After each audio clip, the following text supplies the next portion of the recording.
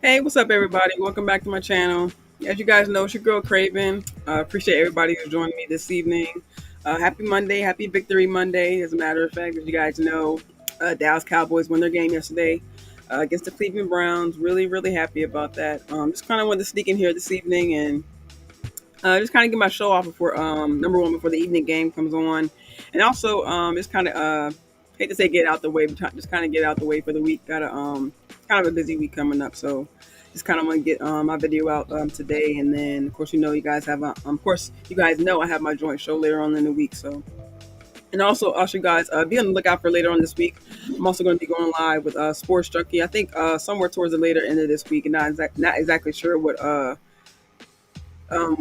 sorry y'all, not exactly sure what day we're going to be going live, but make sure you guys tune into that later on. But thank you guys so much for joining me. Really appreciate everybody who's joining me this evening, and shout out to Cowboys Nation. Like I said, very happy for Victory Monday. Before we get started, hit the like button, hit the share button. Hit the subscribe button as well, please. Trying to continue to grow my followers. As you guys know, I recently hit 500 subscribers, and still steadily growing. So appreciate everybody who's liked my content, share my content, subscribe as well recently, and just appreciate all the support you guys have been showing me. These past few months, especially since camp, and really just this past year since I've been doing content in general. So we're just going to kind of jump into the show. We're just going to go through the position groups, and really just kind of just throw out some of the things that I noticed with the game, some things I was happy about, some things I wasn't happy about, and just some players who stood out to me, and other maybe players who weren't necessarily big name shows during the game. I did notice that players like Schoonmaker, let me see, of course you guys know Brevin Spanford got in there as well. Didn't have any pass attempts, but he was, in my opinion, blocking his ass off. Love the work he was showing for this game. Izzy Wakwamu, he definitely got in there. Did some special team work as well. Unfortunately, got a penalty early on in the game, but was able to come in later on in the game. As you guys know, kind of got picked up some blocks for Kamate Turpin on his punt return for a touchdown. So just some players who maybe didn't get a lot of recognition, but of course we know the standouts that there were. Eric Kendricks. Let me see, Micah Parsons, of course.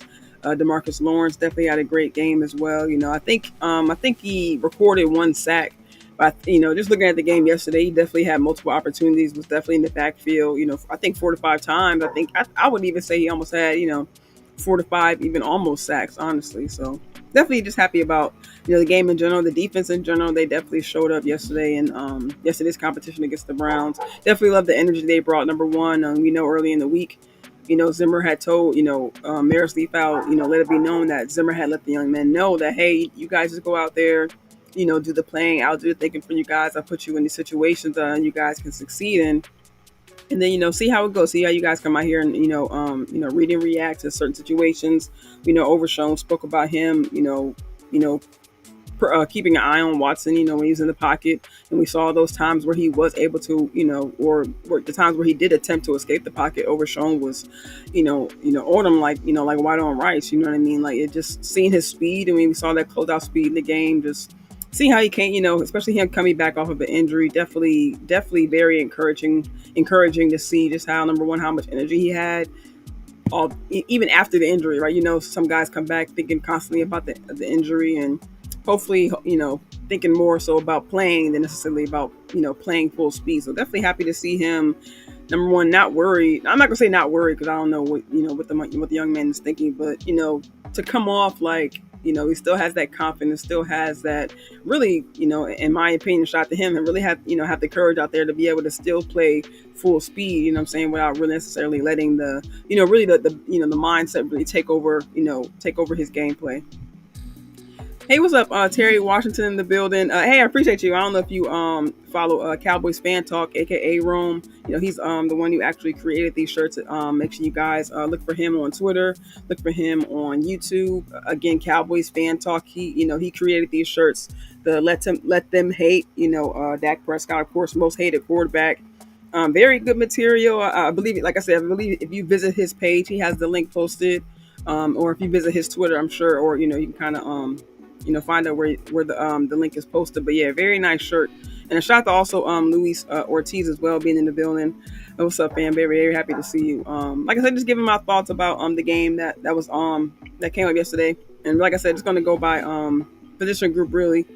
So that way I'm not, kind of just dragging on. Just want to hit some particular position groups that I thought really stood out. And really just, like I said, some individuals who stood out. So yeah, just go ahead and get started. Just going ahead, of course, start with Dak. QB1, of course, we know, as you guys see from the thumbnail and heard, of course, yesterday, shortly before the game, actually shortly before the 1:00 games, started playing off. I think they announced that he got his contract. I think I seen it around noon or so before the games actually started up. Let me see if I can bring it up for you all. 4-year, $240 million contract, $80 million guaranteed. Very happy, number one, just to have Dak for number one 4 more years for our future, as Jerry said, and even he said, for the rest of his time here. What I mean, and of course, no one can predict, how much longer they're here, but I'm sure Jerry would like to think he has longer than 4 years here, right? So, and not trying to think too far down the line, but just very happy to see that, number one, the encouragement from the owner. Finally, we have a long ass off season with him kind of, going back and forth with these, the contract talks and things like that. Same thing with CeeDee Lamb, who recently just got his contract as well. But like I said, just happy to see that Dak was able to get his contract done, and really just to see, number one, the locker room being happy for him, coaching staff as well. Mark McCarthy mentioned that he had a brief conversation with Dak, before they, got down to football business, when they arrived at the stadium yesterday. But, like I said, just for him to get the encouragement from his teammates, coaching staff, his owner finally coming out and, showing support, saying, hey, and I mean, as Cowboys fans, we like to think that we knew this was going to happen all along. At least for me, I'll speak for myself. I'd like to think that I knew that this was going to happen all along. And I, of course, part of me, hoped and prayed and wished, and all that stuff, and hoping that Dak will be around for a long time. And like I said, to hear Jerry say it, to the media and things like that after getting the contract done finally, definitely, like I said, definitely encouraging, for Dak, and I'm sure the team as well. We saw how well they came out and played. Dak, didn't have the greatest game, if you want to look at the box numbers and things like that, but definitely kept the game under control. If you want to call him a game manager for this particular game, I will, because the first game was first half, definitely went smooth for the offense. They came out, run game was decent. Didn't get all of their rush yards in the first half, but they showed the attempts, right? I'm definitely happy, number one, that they came out. McCarthy attempted to run the ball. We saw Rico get some carries, Zeke, of course, and that's actually where I'll start. Going on from the quarterback room. Louis says I did pretty good predictions this week. Terry said I'm going to get one. Louis says, sorry, can't cheer Dak yet. I see $3 million a game. I need to see production. I didn't see it yesterday. Louis said, how much is that per minute? I don't know how much that is per minute, but yeah, and I feel you on that, Louis. I understand, some fans, feel like Dak hasn't completely proven himself, over these past few years. He's been with the organization. We know we've been to the playoffs, last few years, but of course, can't get past the first round, and that doesn't mean a lot. I mean, excuse me, I'm sorry, we can't necessarily let Dak skip on that, but we also know it's a team sport. There's times where the defense didn't step up. Defense had crazy penalties in the Green Bay game, in this past playoffs, and of course Dak, threw a couple of interceptions. Brandon Cooks kind of whipped it on a route, where that kind of caused one of the interceptions. So, not everyone was on the exact same page, and that's definitely understandable. Terry says, I'm tired of the smack talk. Yeah, I definitely agree with you. Louis says, Rush can be a game manager. He better start wearing that cape. Look, okay, all right, Louis. Okay, I think I'm starting to feel where you're coming from. I understand. Dak isn't, the greatest quarterback, on earth. But I mean, I think we've seen, and even like I said, just even using yesterday's game as an example, just seeing out, number one, there were some errant throws that he made, but some, I think a couple of passes were high, some, but most of them, if not all, were, well, I guess of course not, if not all, but most of the passes that he threw were on target, and some of them, was due to good coverage, like I believe Thornhill and Greg Newsome from the Browns, excuse me. Were covering CD pretty well, especially on a couple of those passes where they were able to get their arms in there. And one time there was one of the passes even bounced off of CD's arm. So it's just, you really can't. And there was even a pass thrown to Turpin, and in my opinion, that I've heard some other fans and creators say that Turpin, hardly ever drops a ball. You know what I'm saying? Turpin's known to be, as far as when he's in that receiver mode, he very rarely tends to drop a ball. So that's understandable. I think when Dak threw the pass, it hit him kind of in the helmet and kind of slid down his jersey. So I mean, that's a drop pass as well. Like I said, his numbers weren't the greatest. But I don't necessarily think we can blame all these, drop passes or, I'm saying, sometimes I'm trying to think of other instances, even some of the completed passes, the coverage was well. Like I said, some of the defenders were in the backfield. We know they had Myles Garrett, Zadarius Smith, Terrence Steele was, did let him by one time. Dak did take a few sacks. So I mean, that's unfortunate. We know how stout their defensive line is, the defense in general. Number one defense last season. So we know that what kind of team they were facing. It's not like, in previous years where we were facing the Giants and, there would really be, virtually no excuse to have a bad game. So I think with, number one, the team that we were playing yesterday, the defense, I should say, because our defense definitely stepped up, to, definitely, create, actually create many third and long situations, third and medium situations that they were able to get in the backfield. We saw rookies and veterans stepping up. But before I get to our defense, but speaking about the Browns team, excuse me, I'm sorry, in general, the defense played very well. Their offense, defense was actually able to hold them to one first down in the entire first half. Only held them. Let me bring up my notes 1 second.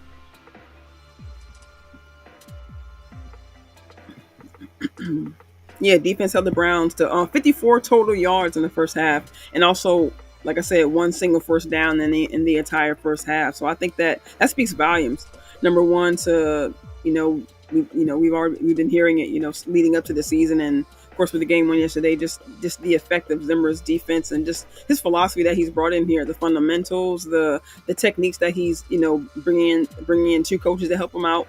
We know Coach Ganina and Coach Greg Ellis, teaching these young guys, different techniques, how to be stout at the line, how to be sound. We very rarely saw any. I think we did see some holding penalties, but I don't think we saw too many penalties on the defensive side. We definitely saw penalties on the special team side, but the offensive side, we had some holding, some illegal formations. I believe an illegal shift by Hunter Lipke. But I think most of the penalties were on the offensive side. The special teams, weren't. I think the discipline factor and the technique factor on the defensive side, I think it's definitely cleaned itself up, in this offseason. Let me see. Louis says you're getting paid twice, Tom Brady money. Louis says I'm not a Dak hater, just not really convinced. Okay, no, I understand. No, I don't. I didn't call you a hater, bro. I definitely understand you, and I said I understand that there's some fans who are not completely satisfied with Dak, and I understand. I even like I said, I even admitted there's times where he makes mistakes in games, and where he should definitely be playing better. I mean, this is year 9. You're not necessarily, this isn't your first go around. It's your second contract that you're getting paid, with the same organization. So yeah, there definitely needs to be progress within, 8 to 9 years with the same organization. There's really no, I'm not gonna say it's no excuse, but like I said, it's a team game because there's been different situations in each year where there were, like 2018, we didn't necessarily have the defense. More recently in 2022, I believe, of course, with the 49ers, we quote unquote came out nervous. They weren't prepared. 49ers came in our building, came out with a boom box and things like that. So it's just like, there's certain aspects in each of these games that are different that, I think that, kind of caused the loss. Like, Tony Pollard went down, but, we didn't go to Zeke and we didn't use Malik Davis at all. So, the run game just kind of went out the window in that particular playoff game. So I think there's different scenarios and different reasons why, some of these playoff wins, ended in losses. Hey, what's up, Cowboys abroad? Good to see you. Good to see you. But yeah, let me get back to my notes. Like I said, moving on to the running back room.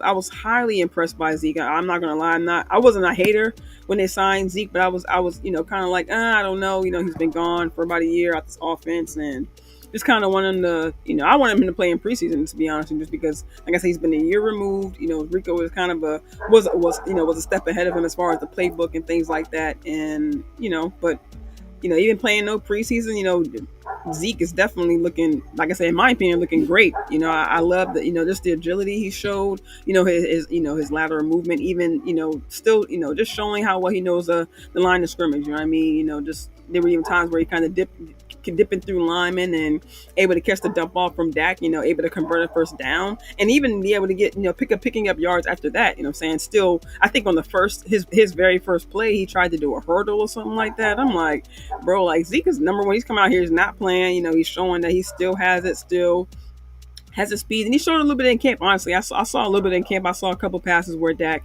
was, he said when we first came back to the Cowboys that he was willing to do more pass catches out the backfield because that's some of the things that he was doing with the Patriots when he was gone. When he was gone for the year. So being back, we're happy to see how he's open to do various things, and then also, like I said, game 1 to come back. Like I said, I think let me bring up his numbers. He had 10 carries for 44 yards. Average 4 yards, really 4 yards a pop. Let me see. And really, along with the rest, outside of Zeke, Rico had a couple catches. I think he had he had the longest run out of all the running backs, but really only by a yard. He only he beat Zeke by a yard. But yeah, both of them combined for 18 carries, 66 yards, and that's decent. I mean, we got most of our rushing yards in the second half. I think just because we were just trying to maintain the game. Like I said, I like that. Not just Dak, but McCarthy as well. Kind of came with a kind of a calmer. I guess I'll say a calmer game plan in the second half. Like I said, not really trying to give the ball away. There were some throws that, of course, made me nervous that were broken up that could have very easily ended up in the interception or turnover or things like that. But like I said, very happy, very, very impressed with Zeke. Let me see. Yeah, and also one more thing I want to point out with Zeke is his pass protection. I mean, we know that was one of his assets, really to begin with when he was here before. But I mean, there were some situations where yesterday, Garrett, of course, but Zadarius Smith. I believe there was another gentleman over there. Let me see if I can bring up his name quickly. Yeah, Grant Delpit. I believe it was Grant Delpit, the linebacker, who came up and was really about to lay a hit on Dak, but we saw that Zeke really stepped up at the last minute and really just I think the broadcast was saying almost like a hold, but very very happy that number one that they didn't call a hold, but also that Zeke is still has that ability to step up. I mean, we know him and Dak are best friends, so it's no surprise that he would lay his body on the line, but not saying this for Dak, but just for the game. You know what I'm saying? For the protection of our quarterback. That's really not last year, but the previous year. We know Dak went down for 5 games with a broken finger. A broken thumb, I believe it was. Of course, a couple years before that, he went down on a run, but it's really about the importance of keeping Dak upright. I mean, that was the whole point of concern kind of coming into the season, having two starting rookies on the offensive line, but not getting into the offensive line, but that was kind of a point of concern, keeping Dak upright, two rookies starting on the O line, trying to have the running back trying to improve a pass pro. Of course, we have Deuce coming in. Rico, that McCarthy actually credited Rico with having great pass pro, having great pass protection at the line. So that's definitely one of his assets as well. Yeah, like I said, they're definitely impressed with Zeke. Kind of moving on to Hunter Lipke, I think he had a couple penalties, or he had a penalty in the game, and he actually got away with the penalty that he committed later on in the game. I believe it was that pass that Dak made to Jalen Brooks on the third down conversion, and the refs didn't see it. I guess good for us, but yeah, he definitely got away with the illegal shift on that as well, because you could even hear the guys at the line. I don't know if it was Garrett or if it was Smith, but you could hear them yelling that Lipke move. So I think we definitely kind of break with that. But with that said, I really would have, especially with Lipke being younger, it's his second year, and I definitely would have, I wouldn't have minded, and I definitely would have loved if he would actually maybe got some snaps or maybe just a little bit more run in preseason. I believe he got some snaps in preseason, of course, some blocking snaps and things like that, but I don't know. Sometimes like we seen with Turpin a couple years ago when he first kind of came on. Even just these rookies in general, just kind of get them used to the speed of the game. It's only Lipke's second year. You know what I mean? So just in my opinion, kind of unsure why he didn't get a lot of run in preseason, even as far as any carries, but just run period, because I mean that's how you get used to the speed of the game. That's kind of how you just kind of know what to do in the situations. You know what I'm saying? I think he just kind of got with the guy going in motion. I think on one play it was Ferg. I think another one was CD. I think he just came out of his corner of his eye. He saw him moving still, and I think he just thought it was the time to go. You know what I mean? So it's things like that you learn in preseason, right? Same thing with Tolbert. I know he played a little bit in preseason, but I think he had the first penalty of the game, right? I mean, we really don't need any help in the penalty department, especially coming off last year. You know, Oh, what's up? It was everybody. My bad, y'all. I've been kind of on my notes side. I ain't seen everybody who snuck in here. But what's up, y'all? Keystone, Cowboy in the building, Sports Junkie in the building. What's up, man? Happy to see you guys. Let me see. Yeah. Cowboys abroad said happy to see Dak get paid. Yeah, it's about damn time. Yeah, I agree with you. Yeah, Sports Junkie. Yeah, man. How about them Cowboys? Yeah, man. I definitely agree with that sentiment. Cowboys abroad says the running backs played well. Going to get interesting. Who suits up when Dalvin Cook is ready? Yeah, and that's also another point. I'm glad you said that, Cowboys abroad, because I definitely want to see Deuce get a little bit more run. I mean, I know he had one carry, and I know I'm not complaining about anything. I know it's week one. Not telling these coaches to rush anything out there. I want them to have a game plan for how they want to use these running backs, because it's clearly going to be. Excuse me, I'm sorry. It's clearly going to be based on who we're playing. Situationally. I mean, this is a tough defense. We're going to need those. We're going to need those hammer type running backs that we have. The Zeke. I'm saying Rico. Who has the speed but also has the hammer aspect to him. I think games like against Browns, even the Ravens. I mean, hell, maybe even the Steelers. When the time comes and we know they're.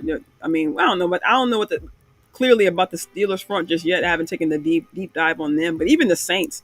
I mean, I know we face them next week, and I know maybe some people look at them as the Saints, but I'm definitely not sleeping on them.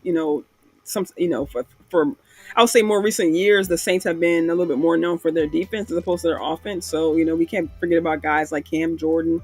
I believe they still have Armstead. I forget the guy's first name right now, but I believe they still have Armstead on the line. Correct me if I'm wrong, if I'm mistaken, please. But they have a pretty stout front four, front three. Let me see. Yeah. Zeke had 40 yards. Him and Rico combined for 66 yards. Yeah, and like I said, I wasn't. I'll say I'm more impressed with Zeke's style of play than I'll say for number. Like I said, I know the box score doesn't necessarily show all for Dak or the running back room or hell even the receivers. You know what I mean? But I think like I said, I think his style of play, his like I said, his the agility, the tenacity he still showed. You know what I'm saying? Like I said, just for me personally, because I was thinking that Zeke can kind of come back, not slow, but you know, like in preseason form, we seen Kendricks kind of go out with some dehydration. Cooks kind of went out with a dehydration as well. I was worried it was about his knee, but thank goodness it wasn't. It wasn't that. So hopefully he's all straight and good. Same thing with Kendricks. We know he kind of I think it was in the second half of the game where he went out for dehydration. So we definitely know these guys are still kind of getting into the rhythm of the season. Even CD said he's looking at these first few games as his preseason, at his training camp and things like that. So we just gotta let these guys kind of come along. Yeah, I definitely agree with you, Keystone. Yeah, that the 4 yards a pop. Yeah, I'm definitely with it too. And even three, I think. Let me see, bring it up quickly. Yeah, even Rico averaged about 3.3 yards, per carry, and even granted he had less carries than Zeke, but I definitely want to stay between that 3.5, 4 yards per tote, range, and just to keep that production up, and that's also another thing I want to say. I'm glad that they came out trying to establish the run, even though our defense was more dominant than the offense this time around, as opposed like to last season where we had that big start against the Giants. We ended up beating them 40-0. I think we scored the first like 30 points in the first half or something like that. But I'm glad that in the second half, that like I said, I'm glad McCarthy kind of stuck with the plan to try to establish the run and not really try to force things, you know not really try to give the game away. You see, Louis says Dak almost threw two interceptions, at least for somebody banging on the table. He shouldn't have looked so rusty. That's just what I was talking about, though, Luis. I mean, we have to remember that these stars didn't play preseason. I mean, we can be mad about stars not playing preseason, but we also got to think about some of the stars who did play preseason who either out, what I'm saying, or who are going to be missing a few weeks of the season. We didn't see Bland play in preseason, but we see he's out, due to something that happened, something I believe that happened in practice. You know what I mean? So we just have to. I'm more like, I guess I'm speaking for myself. I'm more on the side of, don't put your stars at risk. All these guys are going to come back rusty, right? I mean, we saw how the Ravens and Chiefs kind of, they came out rusty, in the beginning, in the first half, I'll say. And I'll even say the whole game for Lamar Jackson, but he just won MVP last year. He just got his big contract last year or a couple of years ago. So are we saying that because these quarterbacks come out rusty in the first couple of weeks, that they shouldn't get paid, that they shouldn't be recognized for their work in previous years? Everyone comes out rusty. Whether you come out rusty in preseason or whether you come out rusty in the regular season, you're going to come out rusty because you have had the 6 to 7 months of not playing full game speed. Hell, even 9 months. I mean, see, we the Cowboys last played in January, so whether you do go through OTAs, even though you go through that whole offseason of the ramp up, the OTAs, mini camp, training camp, preseason, all that, you're still going to come out rusty because you don't have, 250, 300-pound guys banging against you every minute. What I'm saying, every other play. Like you don't have that in the off season / preseason and all that, because these guys don't want to risk their body 12 months out the year. They already have to give their bodies up for 6 months out the year. Let's give them a little bit of grace period to kind of come back and kind of get more in tune with this game, because we know just how physical. Excuse me. We know how physical this game is, and just how much it wears down these players. I mean, that's why they get these contracts, right? Because that's why me. That's why I'm behind the computer. That's why we're at home.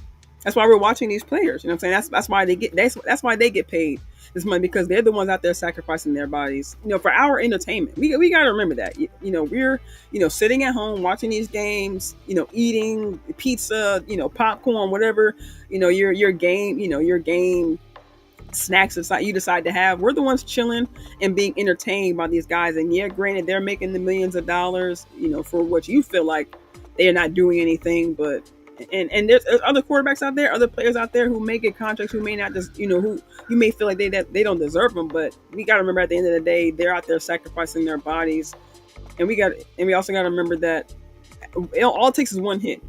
all it takes is one accident. All it takes is one one wrong move. You know what I'm saying? Even in, I'm not saying it's never been possible in practices, but as we see more recently, at least for our team, hell, even last year, we were getting nervous to even make it to Thursdays, right? Because we kept hearing about certain injuries, on Thursday when these guys got a little bit more physical in practice, right? So we just got to kind of take it into account where, these guys are, really sacrificing their bodies. And yeah, and I agree with you, Keystone, with the almost like, and I was kind of getting on myself for that. I'll even put myself out there. Like there were times yesterday where I was kind of getting like not upset, but kind of like just kind of annoyed with Demarcus Lawrence because there were times where about 3 or 4 times he was getting to the pocket, getting to the backfield, had the quarterback wrapped up, but he would get away, and I'm like, come on, man, we can't have these almost plays. But then you see Parsons come along, then you see Golston coming, you see Osa Odigizua, you know what I'm saying, making plays because of D-Law being there first. And although he didn't completely stop the play, you have other guys in rotation who can come in and lay their impact down, right? That's why these guys have to work together and be on the same page, so that although one guy may miss or one guy may, whiff a tackle, you have 3 to 4 guys behind them who can come play cleanup and really stop the play. And we saw that, multiple times yesterday. Let me see. Keystone says Lipke is at tight end. Lipke at tight end is looking sus for Scooney. And actually, my bad, y'all. Let me answer this right quick. And that's actually a point I'm going to talk about, because that actually was something I wanted to speak on, because we did see after Fergie went down that that's I'm sorry, I'm trying to answer this message. I didn't expect this. Sorry, 1 second.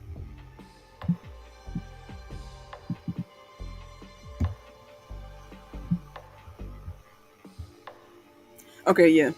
Yeah, but like you said, Lipke at tight end is definitely, and I don't know if it's looking sus for Scooney number one, because Schoonmaker, I don't know if you guys really noticed like that, because Schoonmaker played yesterday, but he didn't really get a lot of pass attempts. You guys know that, right? Because last year in the Giants game, the Jets game, even as early as the 49er game, later in the season, the Carolina game, there were a lot of instances where they got Schoonmaker involved, early, right? I mean, we saw them trying to force things at the goal line with him. We saw a couple of big passes that he missed in the 49er game that I said would probably have been better suited for a Ferguson in those moments. You know what I mean? So that's something I noticed about yesterday's game, that they didn't, and also at the same time with John Stevens Jr. being down, because I like that like I said, number one, that they didn't force Schoonmaker, and even Brevin Spann-Ford, they didn't force anything on him. It was his first NFL game. And they had him out there blocking, which I definitely commend him. I think he did a great job blocking, especially Garrett. I mean, man, he handled his business, you know what I'm saying, in pass protection and just being at the line, ready for any moment. He was ready with his routes. He was crisp for the most part with his routes. You know what I'm saying? Some of his blocks could have used some work, but I'll say overall, I'll give him, as far as, or maybe I say like a scale of 1 to 10, I give him about a 7 on his blocks. I did like that he was ready, especially for a player like Garrett. But like I said, overall, definitely want him to improve, because there were times where he was kind of slipping in some places. Yeah, Louis says I would use Lipke as a lead blocker. Yeah, I agree with that. Cowboys abroad says Tober was too quiet. Expected to hear his name, more positive production. Yeah, I agree with you on that. Yeah, I was kind of disappointed to see Tober kind of get that penalty early on, because we definitely don't want to see him regressing, especially after the camp he's had, the year that he had last year, kind of coming along, kind of coming into his own. We did see him have a big catch.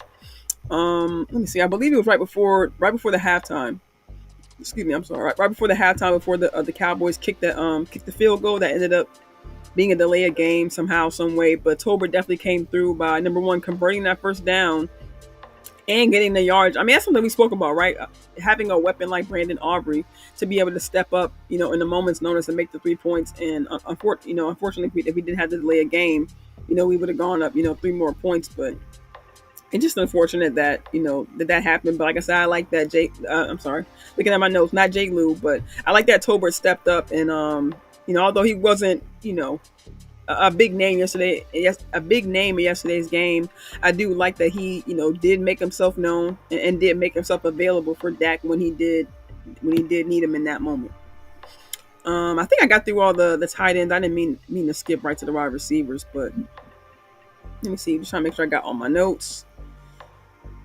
See, yeah, Tolbert. Yeah, I mentioned Tolbert. Brooks, very happy about Brooks. I like that third down conversion. Like I mentioned earlier, he had the third down conversion. What like I said, I'm not really rushing this. I would like to see honestly more of Brooks and maybe Tolbert. Because we know C is kind of coming back slowly from being out of pretty much out of camp the whole time. But I do like that they didn't rush CD back. I like that they kind of got him involved with some jet sweeps just to kind of get the ball in his hands, but also at the same time to not really leave them exposed to taking big hits, with some of these catches. Because I mean, there was time, we did see CD, I believe he caught a seam ball from Dak, but in that same play, we saw him kind of get flipped over by two players. Number one, and then we saw, I think he almost caught that pass on the boundary, but I think he got knocked down. So it's like like I said, I like the mix that they brought him in with. They kind of got him, doing things that he used to, but at the same time, they kind of got him involved with the jet sweep, so that way they weren't really exposing him, really to too much damage out there. And of course, we saw Brandon, like I mentioned earlier, but Brandon Cooks had the touchdown pass, had a big run actually that unfortunately was called back due to a penalty, but definitely happy to see that they're getting more than just CD involved. We clearly see that CD is still, the heart and soul of our offense, but very happy that, like I said, they're bringing him back slowly, but at the same time, getting other guys involved in the pass game. Terry Washington says, "I see Dalvin suiting up against the Saints." I don't know. I think it's a little too soon. I think they're going to see what they have more available with Deuce, and maybe to see where John Stevens Jr. is. I mean, I think they're going to.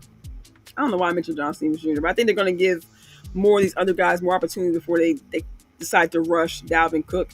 Because he just got to the practice squad. He really just got there.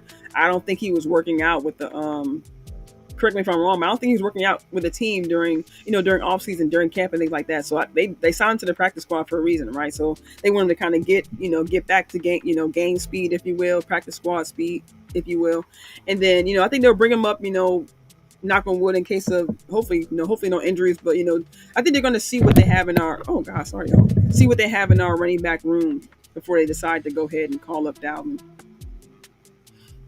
Yeah, exactly, Keystone. 14 quarterbacks have thrown under 200 yards, but only Dak gets the criticism.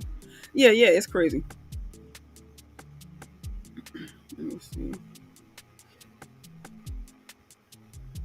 And hold up, Lewis. I want to correct you. I want to correct you, Lewis, because Dak did play in OTAs, but Dak did not play in preseason. Like I mentioned earlier, none of the starters played in preseason. You know what I'm saying? And even the quote unquote starters that did play in preseason, they held them out of the third preseason game. So we have to just be more open with these guys coming back from not a full off season, but these guys haven't played at game speed since January. Let me see. I'm on the play these guys side. Cowboys Abroad says, I'm on the play these guys side. If Mahomes and Brady wasn't too good for preseason, everybody can play. Combined, the two got 9 rings. Yeah, I feel you on that. I mean, we saw, like I said, the Chiefs kind of came out rusty too, but they definitely had their chemistry definitely came together more, definitely came together faster than the Ravens. I'm assuming the Ravens didn't play their starters too much in preseason.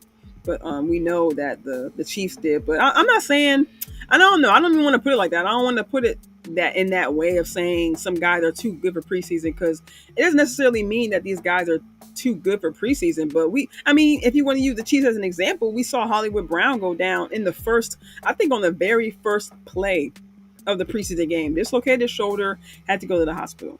And I understand if an injury is going to happen, and because I definitely understand, and I believe that too. But injury is going to happen. If something's going to happen, it's going to happen. You can't, you can't stop God's plan. You can't stop life. Life is going to, keep going whether you want it to or not. But at the same time, why risk it? Why put yourself in a situation? You're going to be playing 18 games. You're going to be playing a long season, or 17 games right now. You're going to be playing 17 games anyway. So why? I'm not gonna say, I don't know.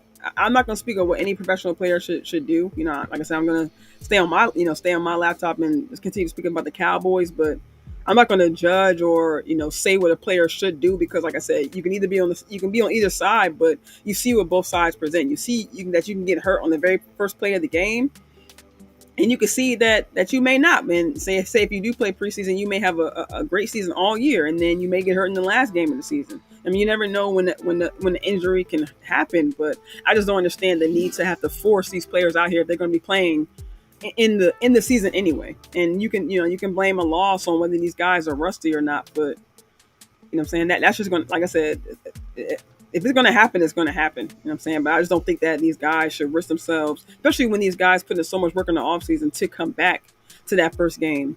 You know what I'm saying? So I don't know. Me personally, I hate to see guys put in work in that whole offseason and then they come back in the first preseason game. And number one, it affects their body, and now it could potentially affect their check because fans are upset because they're not playing in a preseason game. I don't know. Me personally, I would rather. I'm not even gonna say that because I don't want to see any player hurt. Period. Let me see. Sports Junkie said, "I said we would be better this year than last, mostly because of the holes we fill on defense." Yeah. Sports Junkie, you did say that. Let me see. Yeah, Keystone said it's time for Brevin to show that tight end 3 pitch count. Fergie, please. Yeah. Number one, and definitely prayers to Fergie. I hope he's doing well. He said himself he might have been able to play on that knee. So I was definitely like, I ain't gonna lie, because you can hear him scream on the live broadcast of the game. So I was scared. I ain't gonna lie to y'all. Me personally, I have a physical job, but when I was younger, I had like some issues with my knee. So, even being older now, every now and then, it kind of resonates with me. So anything, these players have to deal with as far as knee problems, I definitely feel them. And like I said, like I just don't, I don't want to recommend any kind of exposure to injury to any player. So I hope that Ferg is good, Ferg is straight. But at the same time, especially with John Stevens Jr. being down, that definitely, I ain't gonna say forces Brevin Spanford to step up because we do have other options as far as receivers, but it's definitely time for him to step up. Like I said, I think he did well with blocking, and it's just time for him to kind of inch him back slowly. I mean, we do have Schoonmaker, we do have Schoonmaker that we can kind of throw out there and start to throw the ball to. Because I mean, even by now he should have his confidence up, and he's had 2 off seasons to kind of get it together. Hey, what's up, Nisa? How you doing, sis? Good to see you, man. Good to see you, man. Very happy to see you. Thank you for appreciate you joining me. Let me see. All right, so I got you guys' comments. Okay, so let me move. All right, the offensive line. I want to speak on quickly before I move on to the defensive side of the ball. Okay, yeah, Guyton and BB. We know they play very well. Love that Guyton handled his business against Garrett and Zadarius Smith as well. That these guys, would move up and down the defensive line. Play both sides of the offensive line. Shout out to Guyton, and also shout out to Terrence Steele as well. I mentioned this last night on Nick's Twitter Spaces that I love that Terrence Steele played this game very well. And I even tweeted last night too. Kind of went viral a little bit. That I like that Terrence Steele looks like he's kind of coming back to form. We know we had to kind of give him that year to kind of come back from injury, but I love that he was, just kind of sitting down the line and really just being stout. I'm saying, like I said, not just with Garrett, but with the help that he was getting, with the pressure that he was getting from Zadarius Smith. Yes, he did allow 1 sack.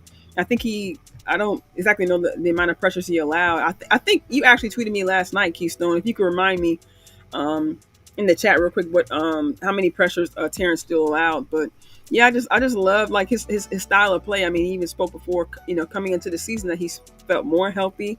He felt like he was kind of getting back to his normal self. I mean, even on those, not just the run downs, but even some of the pass blocking downs, where he had to kind of keep the pressure off Dak. I like that he was standing up, instead of getting pushed back, he was being pushing forward. I just love that he seems to be returning back to form. You know what I'm saying? And shout out to the running backs who stepped up, like I mentioned earlier, in pass pro and was helping him out. Rico, especially Zeke, like I mentioned earlier, just putting their bodies on the line. I have a good feeling that this line, knock on wood, barring any injuries, of course, and hopefully the backups as well, be able to keep Dak upright, because I like that they're working in sync, and I like the chemistry that the line has so far.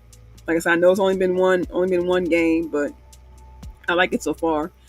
And just one note about Zach Martin, we know he gave up that early sack in the game, but there was also a 3rd and 1 in the second quarter that I really wish if he would just kind of, and I don't even do shoulda, coulda, wouldas, but I just really think because it was Rico had the run, you know what I'm saying, and he converted the first down and everything, but I think if Zach Martin would have held his block just a little bit longer, I really think that oh my gosh, that Rico could have had a crazy run with that one, honestly. Let me see.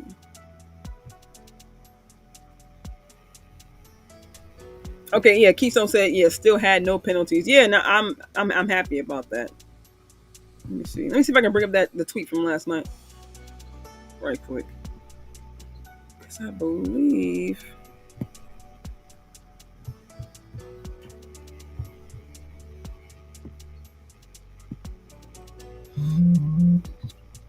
Okay, okay, yeah. He said he only allowed 1 sack and 5 pressures. Okay, okay, yeah. That's what you tweeted me yesterday, Keystone. So like I said, that's definitely impressive for Terrence Steele coming off the year he had. Coming off with this injury, and like I said, just the chemistry that the O line has exhibited just so far. So let me see. Next group up, I think, yeah, I talked about wide receivers, tight ends. See, all right, yeah. So let's go ahead and go to the defensive side. Of course, we know the standouts. Like I mentioned earlier, Micah Parsons, D Law.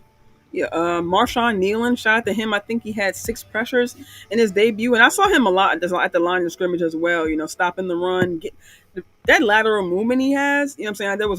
There was one run where he actually got after the running back, and I think he only had either a 1 yard gain. I think it was right before the halftime. He either had a 1 yard gain or a no gain, and I just love the force that Nealon shows. I mean, honestly, in my opinion, he's just really fit right in with that group of guys. I don't know if it's because he has grown so close to Greg Ellis or just really his demeanor on the field. I mean, and just really his demeanor around those guys. I mean, and not that any of these guys, come off as an outsider, to the veteran. I'm just saying, like, this is the way he kind of gels with the line.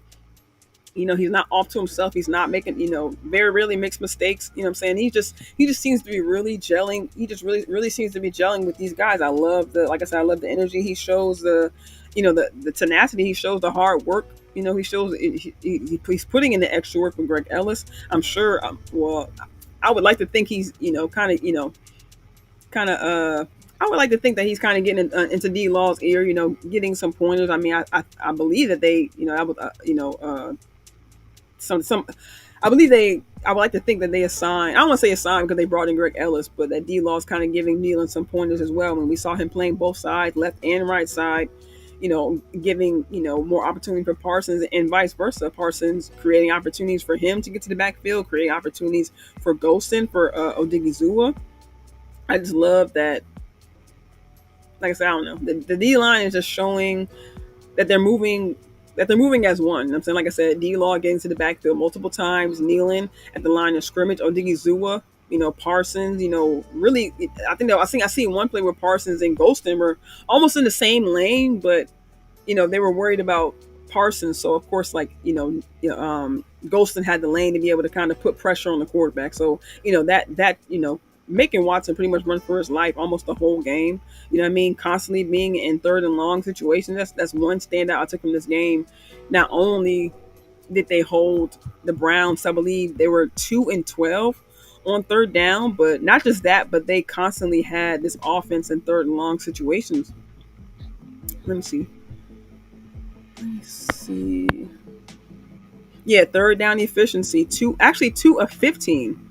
I'm saying, I mean, and we weren't even, I mean, I know we said that about them, but we weren't even that great either. You know what I'm saying? Our third down efficiency is 4 of 14, but I mean, that's definitely something we can work on. But I like that our defense definitely held these guys to, like I said, not only short yard, keeping them in third and long situations, but they also cut down on the run. And we saw in not even I think in the first half, they only had, they didn't even have 50 yards rushing. And then, of course, total, they didn't have over 100 yards rushing in the entire game. So, I mean, stopping the run, right? That was a main priority, or a main goal of this team, coming into the season. And we saw it just going from the second preseason game to the third preseason game, that the rush yards decreased.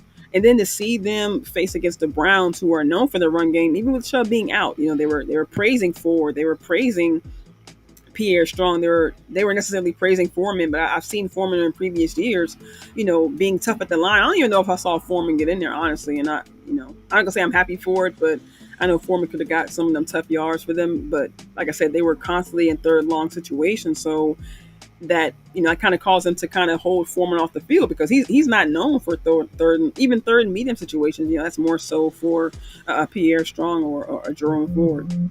Oh, what's up, JC Cowboys Network? What's up, fam? How you doing? Very happy to see you. Yeah, Nealon. Yeah, you said Nealon. He went off. Nealon went off. Like I mentioned, I just love the chemistry and really the synergy that he's showing with this line. I really feel like he's one of the first rookies to really just kind of gel with this team and to really put forth a lot of effort.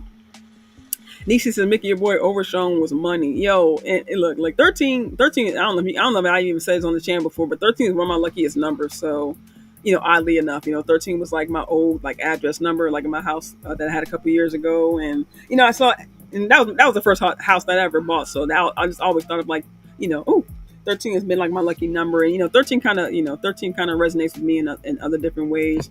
3+1 is 4. 4 is my quarterback. 4 is also another one of my lucky numbers. So when I saw Overshown change his number to 13, I'm like, oh, word. So like, I definitely try to keep a closer eye on him, and definitely, like I said, hopefully, all these bugs around y'all. Hopefully, he stays healthy this season.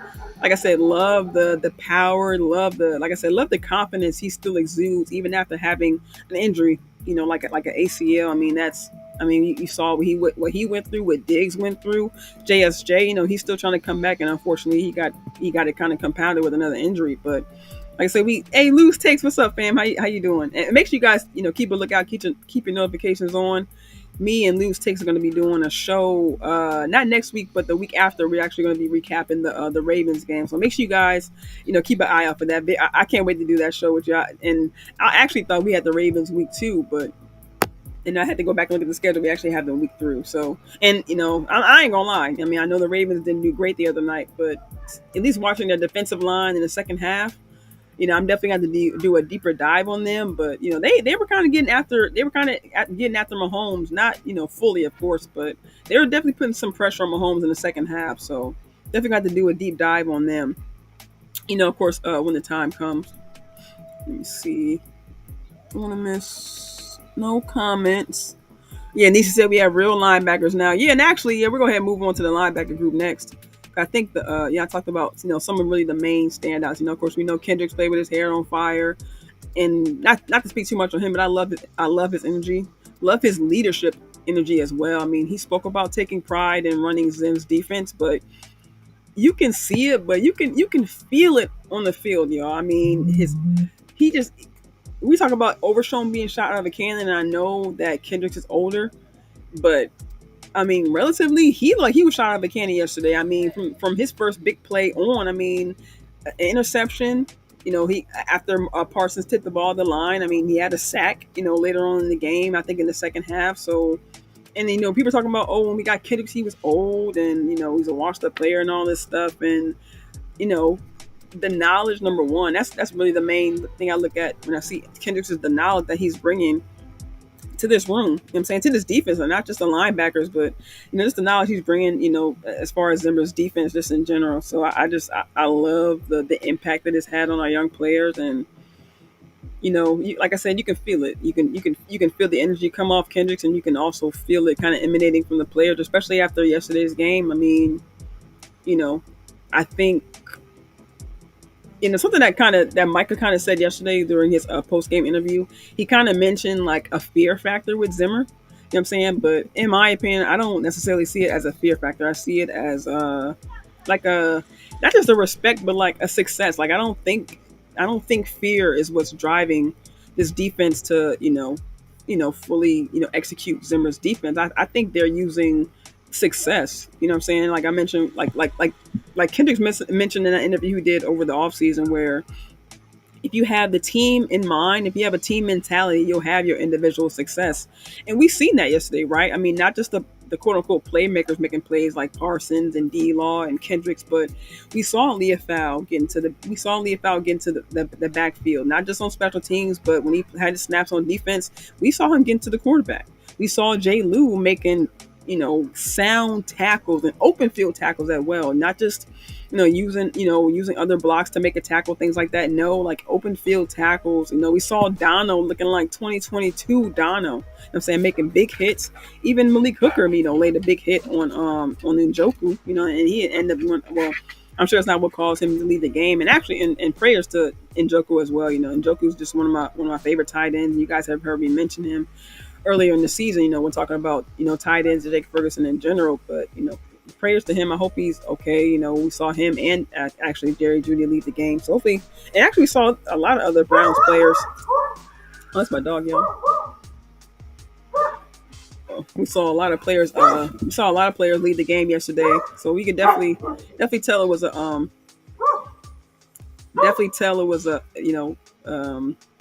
physical game. Hey, give me 1 second, y'all. Give me 1 second.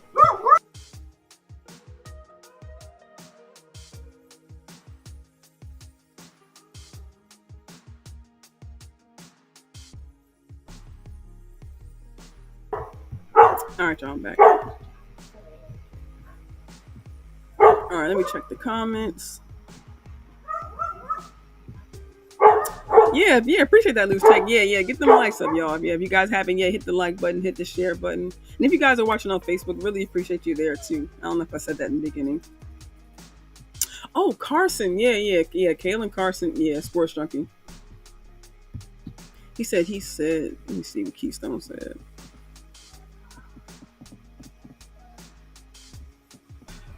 Yeah. I definitely saw Carson balling. And that's one thing I noticed, that Carson always had. It seemed like the ball was always around him, right? I mean, we saw number one. I ain't gonna say he shut down Cooper. He had a couple passes. He definitely had a quiet day, though, right? I mean, he's like got that. Hey, and Sports Junkie, if you see him, you would not think he was a killer. He's not. That's all he is. He all bark. He ain't even biting nothing like that. He just be barking. He got his backup crew next door. So look, here you go. Now, yeah, his name is Dallas, y'all. Look. Look at that tail wagging, y'all. He ain't doing nothing.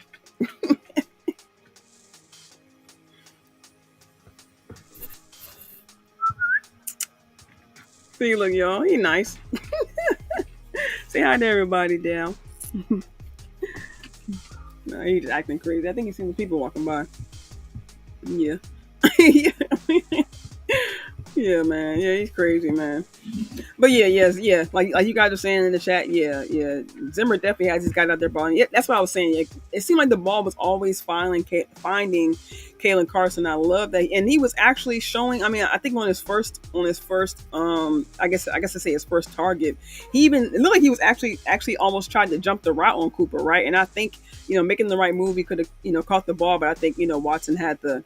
He had the accuracy right where he was able to kind of throw it over his head to where he couldn't get to it. But I mean, Kalen just definitely, kept finding that, or the ball kept finding him. It seemed like, and like I said, I like the energy that he was showing, the coverage. He got to have the last word, don't he? But I like I said, I like the energy that he was showing, and not just going against Cooper, but Jerry Jeudy as well. I mean, we did see Jerry Jeudy, later on the game catch the touchdown pass over him, but I don't think, not saying it didn't phase him, but I like that even though some plays were made on him, he didn't seem to let it get to him, right? He kept playing with the same energy, kept going after the ball, kept going after the player. You know what I'm saying? And he just kind of kept the same energy. He really, kept the same kind of momentum throughout the entirety of the game. And it's one thing I liked about not just him, but Guyton, Beebe, Nealon, and Carson. Like, all these rookies showed that, number one, that they came into the game strong, and that they were willing just to continue to keep the same energy, right? I mean, that's what we need. Although you do have the rotation, you kind of want to come into the fourth quarter like you played in the first quarter. You know what I mean? That's one thing I liked about these rookies, is that they continue to play through the echoes of the whistle and just continue to show that they were there for either man on either side of them. You know what I'm saying? They didn't give up. They didn't quit in the middle of the game. They kept going after plays. They kept standing in there, taking on Myles Garrett, taking on Zadarius Smith, taking on Dalvin Tomlinson, you know what I'm saying, who gave us the first sack of the game. So, like I said, I just like these guys just kept right in the thick of it, you know what I'm saying, and never really gave up. So yeah, okay, yeah. So I talked about Leah Fowl. Let me see. Just going through the rest of my notes. I guess the last thing I'll talk about, yeah, special teams, because we know all three phases of the ball played very well last night, or I guess I say yesterday afternoon, and I definitely liked it. I mean, we saw Turpin's number one punt return for a touchdown. Very excited about that. I mean, if you guys have been following me for a little bit, Turpin is one of my favorites. Just I'm gonna say one of my favorite players, but I love the energy that he brings and really just the potential that he can bring on offense. I'm still looking for that. I mean, like I mentioned earlier, Turpin doesn't really drop too many balls, and we did see a drop yesterday, right? But I mean, like I said, guys are still coming back. I mean, and maybe the punt return kind of helped him kind of get back into the field of the game. I mean, that's what he's used to, right? Oh, he went on the other side. He'll come back eventually. But yeah, yeah. So I love like I said, I love the energy that Turpin always brings. But that punt return, I mean, he had one in preseason a couple of years ago, but I think that really, he already kind of got that battery in his back. But I think that really just really just kind of supercharged it for him. And the other guys too. I mean, you saw how much the guys kind of gathered around him, kind of rallied around him, because we know everyone's been waiting for it. CD said, "Hey, it's about time." McCarthy mentioned it. And really bigging up all these guys that played very well in this game. But really love seeing Turpin kind of get his due. We know he didn't really get much usage when Kellen Moore was here, and he's just been kind of getting to the groove. Since McCarthy, got here last year, so it was good to see him, kind of stick out. 'Cause I know there were some content creators who saying that Turpin shouldn't have got a chance. You know what I'm saying? And I'm glad that granted he did short on special teams, but I think with that he'll get more acclimated to the offensive side of the ball, and just start to show improvement, because it's not like he's lacking on the offensive side. It's just maybe it just takes a little bit of time for him to get back into the groove of things. Let me see. Trying to see what else I have.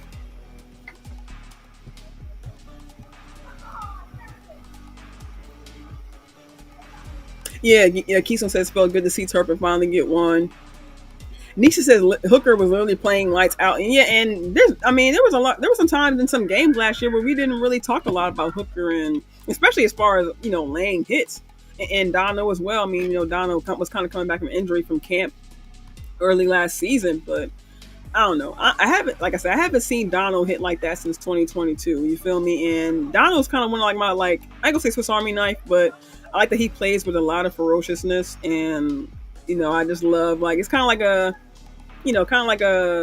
don't say, not calling him a wild dog, but you kind of just have that wild mentality, hey, I'm gonna step up and hit you, or I'm gonna come after you. And that's one thing I know with the rest of the team, Overshown plays fast like that. And like I said, we saw that hit from Malik. Not saying he plays like that, but just that attitude, that ferociousness that I'm starting to see from the defense. Amaris, out there moving fast, penetrating the pocket, moving. I don't know. I just seen, even with, like I said, even with Kendricks being, a little older, but I'm just seeing a different speed with these guys, and shout out to, and I did see, shout out to Damone Clark and Marquise Bell. We spoke about this in the offseason. I believe me and Star talk about, some of these guys possibly getting their spots taken. And I know these guys are in the rotation, but I'm not gonna lie, I'm surprised to see Bell and Damone Clark more so on the special team side. I guess I'll say for me, I think Damone is kind of getting worked in through special teams because of that. I think the slight injury he had in preseason. So I'm glad to see that. But Marquise Bell, I would like to see him play more. I'm not gonna lie, because I think he stepped up for us when we needed a linebacker. You know what I mean? And I know we have newer faces, newer bodies in the room, but I would like to see Marquise Bell possibly get more chances at safety. You know what I'm saying? But I know we have Wanye. I know, and he seems to be getting more special team reps too as well. I mean, they had him out there as a returner, which was kind of surprising to me, in the beginning of the game. But I do like the variety I'm seeing from both sides. Offensive side, they were kind of sloppy. Like Mike McCarthy said in the second half, didn't really have. I don't even think we had a first down in third quarter. I don't think, or at least not until the late third quarter. I know we didn't have a first down. At least until 5 minutes into the third quarter. So, or 5 minutes left into the third quarter. So, I mean, that's definitely the defense. Like I said, offense seemed kind of stagnant in the second half. But like I said, I think I like the control that we had and that we weren't giving it the ball. Hey, what's up? Richard Royster, happy to see you. What's up? Thanks for joining us this evening. Louis says, have to do homework on New Orleans. Yeah, me too. But I want to know what we're going to do on offense. Saints shut them down last week. Can they do the same to our offense? He said Saints shut them down. I'm assuming you mean the Panthers. Yeah, because, I mean, and that's also at the same point, like the Panthers, I don't know what's going on with the Panthers personally. I know they got another new head coach this season. I mean, we know they have the same, quarterback, Bryce Young. I think they still have Chuba Hubbard. I think that's how you say his name. But I think they drafted another running back. So I'm not really sure what's going on with their running back room. Not sure what weapons they have. I know they had Thielen last season. I don't know if they still have him. But I just know that the Panthers didn't really have a lot, to go on, right? So I mean, congratulations to the Saints. 1-0. Some teams aren't 1-0. So I'm not shitting on their win or nothing like that. I mean, some of these teams, you don't know who's going to win or who's going to lose week to week. But I'm just saying that I think we gotta have to kind of take it with a grain of salt. You know what I'm saying? But at the same, like you said, we definitely have to respect them. Like I said, like I mentioned earlier, I respect the Saints defense. Whether, because like I said, I don't know everyone that they have and the changes they had in the offseason, but I know that their defense has always been some kind of point of emphasis as to whether they beat teams, because their defense always seems to kind of come through for them. Their offense has always kind of been shaky. I know they kind of went through that whole, you know, Taysom Hill. I know they have Derek Carr, but he's kind of up and down too, even when he was with the Raiders. So, and I never know what to expect with Derek Carr. And so I could think I'll say the one team that I like to see him play against is the when he was with the Raiders was the Chiefs. I love seeing those kind of battles back and forth. You would sometimes give Mahomes a run for his money, and Derek Carr, if there's anybody you should believe in to kind of make a late game, save possibly, is Derek Carr. So, I'm sure the Saints, are good to have him. But like I said, I definitely got to do more research. But I would say at this point, I definitely want to do more research on the Saints defense as opposed to the offense. I don't know the oh, I heard something, y'all. My bad. I don't know the targets that they have. Oh, okay. So Keystone says, okay. Oh, yeah, they do have Alvin Kamara. I believe last year he was coming off of injury. I think he maybe played, I think he missed the first few games of the season. Correct me if I'm wrong. Let me see. Louis says, yep, Damone needs to get on rubber bands and gain a step. Yeah. I think he was working some of the bands and in camp when he was McCarthy mentioned he was off to the side working the bands.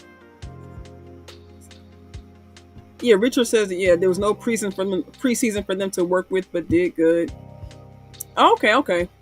Oh, okay. Keystone, remind me of the Saints second running back first name if you could.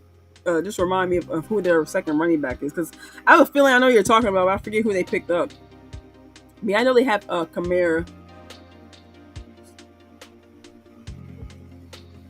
Actually, no, Luis, the Cardinals lost yesterday. They lost at the last second against the Bills. Yeah, once again, even with, it was early in the game. Josh Allen had the fumble, I believe. But, I ain't going to lie, what I'm saying? Much of that, I don't even like Josh Allen like that. But, yeah, he came through.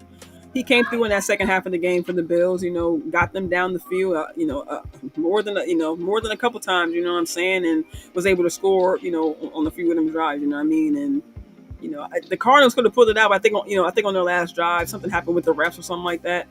It doesn't come down to the last drive or nothing like that. But, the Cardinals definitely put up a good fight, you know what I'm saying? They were kind of, I ain't gonna say scrubs last year, but, what they were going through with their whole quarterback situation. But, since Murray been back, they got Marvin Harrison Jr. now. And I was kind of surprised. He didn't get a ton of targets, but, he got worked in there, just a little bit. James Conner, got some run. You know what I'm saying? There was another, because they weren't targeting Marvin Harrison Jr., but I forget who they were targeting, because I think I'm trying to remember, y'all. But anyway, that's Arizona. I ain't got to worry about Arizona. But yeah. That was a close game. That was definitely an enjoyable game. I ain't gonna lie.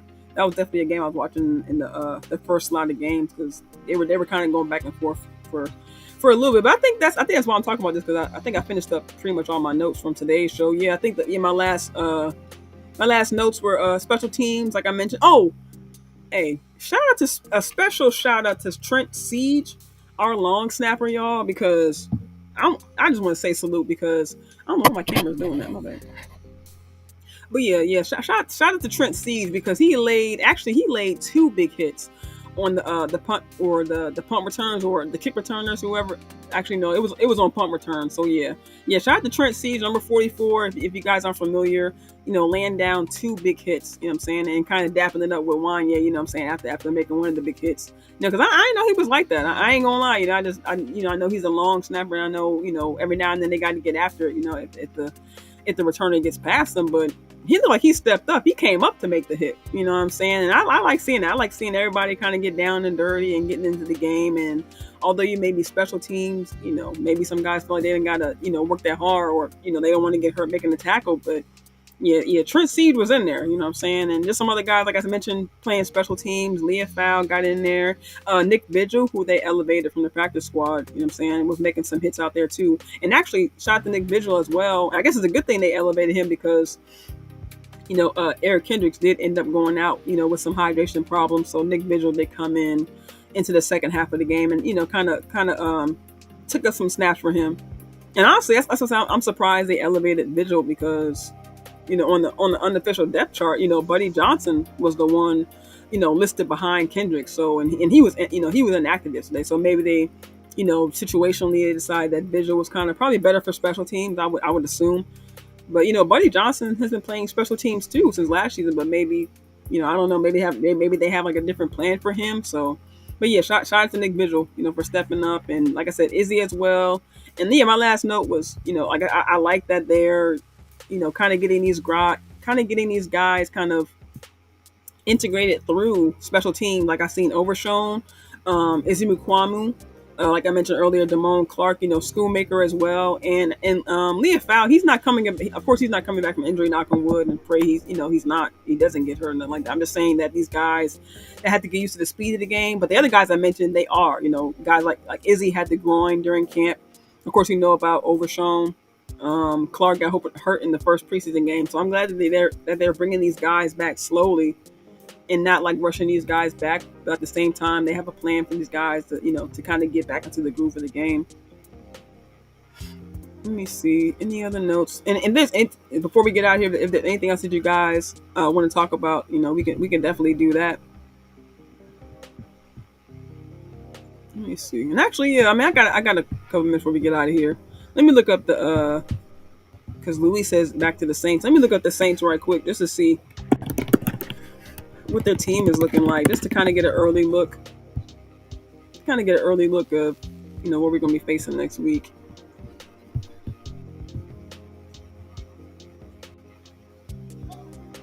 Oh, okay, wow, okay. So in the draft, the Saints picked up guys like Talise Fuaga, Kool-Aid McKinstry.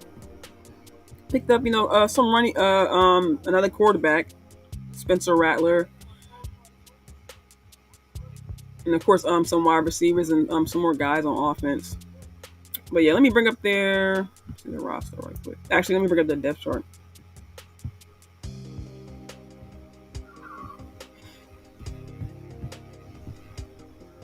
Actually, Luis, I'm glad you brought up anger. That's actually a point I want to bring up, and it's no slight to anger. But one thing I do want to say is that,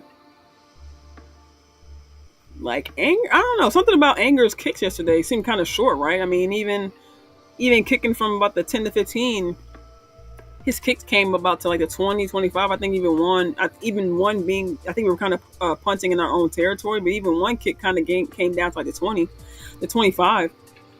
And I was kind of surprised. I mean, not saying I expect more from Anger because he does so well for us, but I guess I say I was kind of shocked because we know he has a big leg. His kicks usually go pretty deep, so I ain't gonna lie, I was kind of surprised to see some of his kicks were short. But like I mentioned earlier, we know that it's preseason for everybody. He's probably getting right back into the groove too. So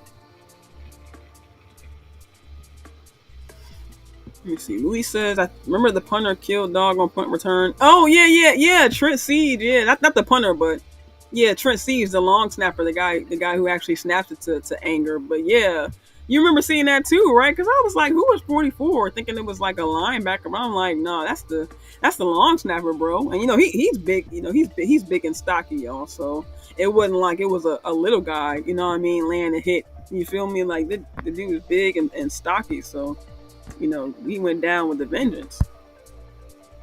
But you just bringing up this depth chart right quick before we head out of here, y'all. It's kind of like an early look. But yeah, like I mentioned, Derek Carr, Alvin Kamara. Oh, okay, Chris Olave. Yeah, they had him last year. Rashid Shaheed. Oh, wow. So they got Cedric Wilson now. Wow, I had no idea Cedric Wilson went over there. I knew he left Miami, but I didn't think he was on the squad. Okay, so we're gonna see Cedric Wilson again. Yeah, okay, Foster Moreau, they're tied in. He's questionable. Like I mentioned earlier, Talise Fuaga, their left tackle. So he's gonna be a rookie. That could be once again a good matchup, for Parsons, for Nealon. If they decide to switch, because they were, we could see them see them switching back and forth. You see Eric McCoy, their center. Yeah, and then we going. I don't really recognize the rest of the names. Gonna do a little bit more research on them as the week goes on. But we know the defense: Cameron Jordan, Nathan Shepard, Kalen Sanders, who's actually listed as out. So it looks like Christian Boyd will be the next one up. Chase Young is over there. Definitely a name to circle. But I mean, we faced him, when they. I'm not sure how big of a factor he was when he played with the 49ers when we saw him again, but definitely going to see him again. As far as it's just kind of. I'm actually surprised to see that. I guess it needs years right now because Chase Young came out with such a big name and. He went to Washington, things like that. And maybe, I know he was kind of hurt the first couple of years, of his career, but it's just crazy that right now that he's a rotational guy. Like Chase Young, was a huge name when he came out. I think he was drafted, first round. And forgive me all, if it's an obvious pick, like if he was drafted first or whatever like that. I don't really follow draft like that, but I know he was a big name. And like I say, for me, it's crazy that he's a rotational guy right now. Of course, they have, Demario Davis, Willie Gay. So they have some guys who've been over there for a minute. Tyrann Mathieu, still over there. Marshawn Lattimore, but he's questionable. So, yeah, and I mean, that's understandable why they drafted Kool-Aid McKinstry. Lattimore is definitely up there. So, yeah, so, a group of guys who we're, kind of familiar with. Of course, they have some new guys over there. So I'm definitely interested to see how they approach the Saints this week because I mean, I'm sure that McCarthy has already, let them know not to overlook them or, to look at them as a lower ranked team. We definitely can't afford, and even with them coming to our house this weekend, or coming to Dallas, coming to the Star, this weekend for the matchup, we definitely just can't take them. We can't take them. Can't. Damn, I'm sorry, I can't take them lightly because, I think we played them a couple years ago. I think 2022 or not 2023, yeah, 2022. I think the last time we played them was, I think Tony Pollard got hurt in that game, late in the game. I think messed up his foot or something like that. So, let's see, Louis says Eric McCoy, I would double and run our linebackers down the middle.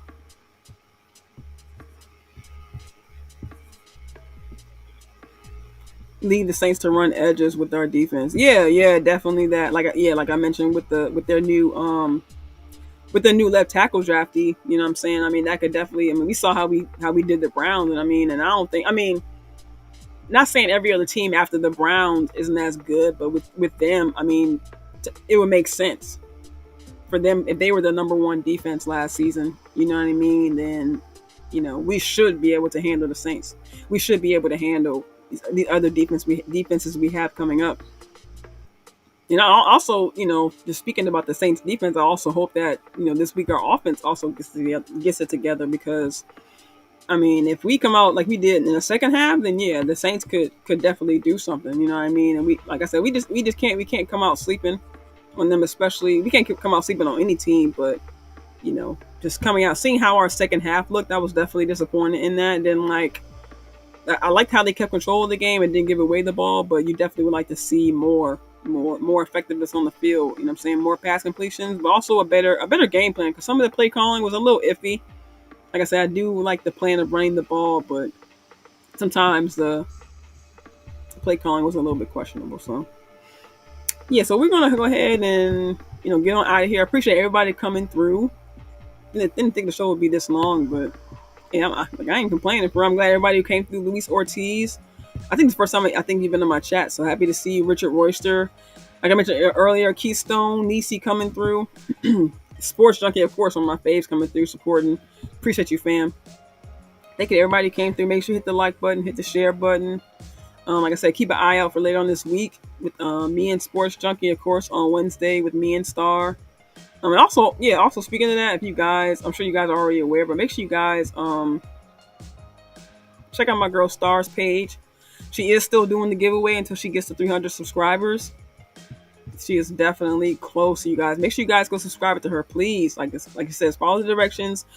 Find her on YouTube or find her on Twitter. She has the instructions pinned to her page. And really, all you have to do is click the link, and then it goes right to her YouTube with the instructions. Subscribe to her. Send her proof that you subscribe to her email.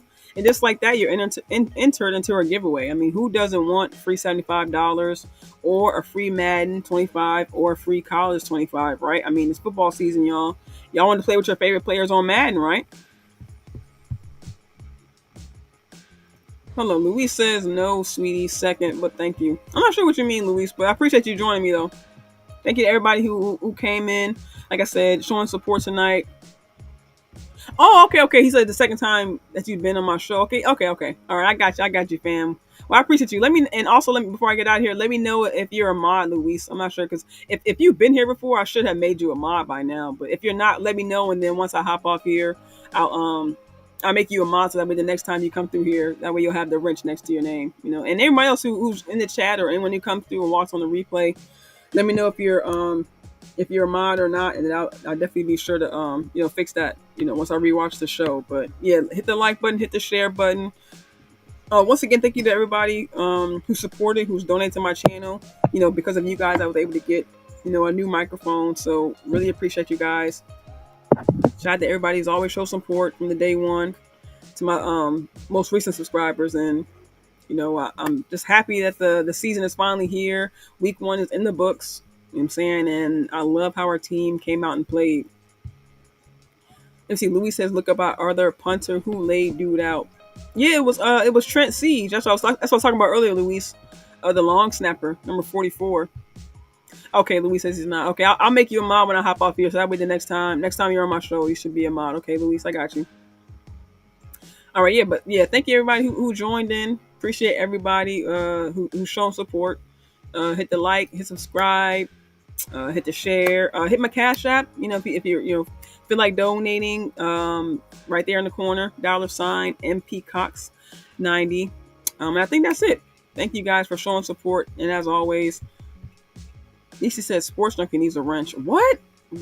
My guy not a wrench? Okay, I definitely gotta watch this show back and make you a wrench. I make you a mod. Dang, my bad, Sports Junkie. I gotta fix that. Dang, bro. I'm sorry. And shout out to you, DC, for making that known to me. Really appreciate it. And if you guys could get back to me on the replay, anyone else who's not a mod, put it in the comment section. Appreciate y'all. I'm gonna catch y'all next time. All right, I'm gonna go check out this game or get ready for the game before it comes on. And I'll catch you guys later. Peace.